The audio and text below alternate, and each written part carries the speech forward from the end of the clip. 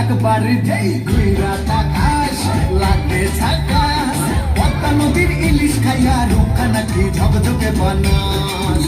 ওরে বাংলাদেশের মেয়ে তুই এই লাহা দুই লাহা যাস একবার যেই ঘুইরা তাকাস লাগে ঝাকাস পদ্মা নদীর ইলিশ খাইয়া রুখা নাকি ঝকঝকে বানাস একবার যেই